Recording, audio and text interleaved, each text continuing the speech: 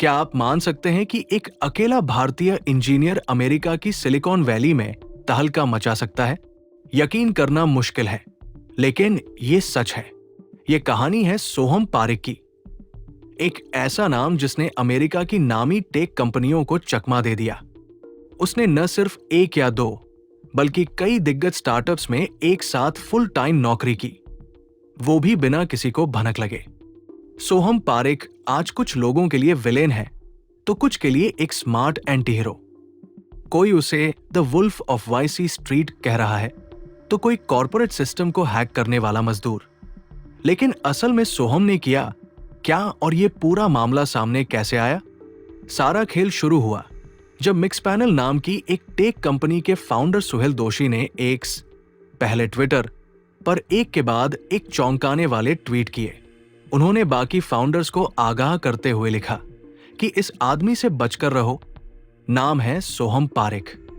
उन्होंने दावा किया कि सोहम ने उनकी कंपनी में कुछ समय काम किया था, लेकिन प्रदर्शन की वजह से उसे निकालना पड़ा।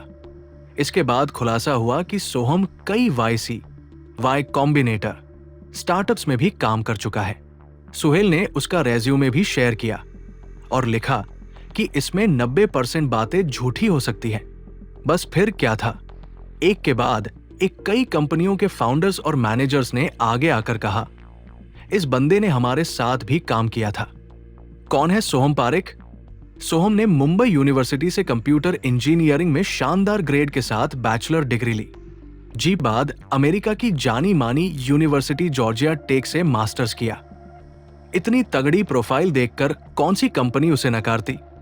उसके रेज्यूमे में डायनमो एआई, यूनियन.ai, सिंथेसिया, LNAI जैसी टॉप कंपनियों में फुल टाइम काम करने का दावा था। ऐसी कंपनियां जिनमें काम करना लाखों इंजीनियर्स का सपना होता है। लेकिन सोहम करता क्या था?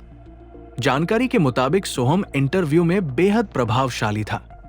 धाकड़ टेक्निकल स्किल्स, आत्मविश्वास और करिश्माई अंदाज, एक एक कर वो बड़ी कंपनियों में सिलेक्शन पाता गया।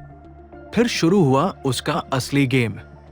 वो एक कंपनी में नौकरी करता, फिर दूसरी में इंटरव्यू देकर वहां भी जॉब ले लेता, फिर तीसरी, चौथी, और उन सभी में एक ही वक्त में फुल टाइम काम करने लगता। एक फाउंडर ने बताया कि सोहम इतना स्मार्ट था कि जो काम एक इंजीनियर 3 घंटे में करता, वो 1 घंटे में खत्म कर देता। लेकिन अब आरोप यह है कि वो इसी टैलेंट का गलत फायदा उठा रहा था। वो एक कंपनी का काम निपटाकर तुरंत दूसरी की मीटिंग ज्वाइन कर लेता, कई बार काम अधूरा छोड़ देता या जूनियर डेवलपर्स को सौंप देता। ये सब मुमकिन हुआ रिमोट वर्क कल्चर की वजह से, जहां कोई ये नहीं देखता कि आप कहां से और कितनी जगह से काम कर रहे हैं। कंपनियों को लगा कि वो सिर्फ उनके लिए काम कर रहा है, लेकिन असल में वो सबका कर्मचारी बना बैठा था। इंटरनेट का रिएक्शन। जैसे ही ये खबर एक्स, ट्विटर और लिंक्डइन पर फैली, मीम्स की बाढ़ आ गई। कोई उसे the wolf of Wall Street कहने लगा, तो कोई बोले ये तो मैट्रिक्स को क्रैक कर गया। यहां तक कि लिंक्डइन के कोफाउंडर रीड हॉफमैन ने भी मजाक में कहा कि सोहम को अपने प्रोफाइल हेडर में क्या लिखना चाहिए, हीरो या विलेन? इस कहानी का दिलचस्प पहलू यह है कि हर कोई सोहम को खलनायक नहीं मान रहा। कई लोग कह रहे हैं कि वो सिस्टम की खामियों को समझ गया और उसका फायदा उठाया। एक यूजर ने लिखा, ये तो वो कॉर्पोरेट मजदूर है जिसने मैट्रिक्स से निकलने का रास्ता खोज लिया।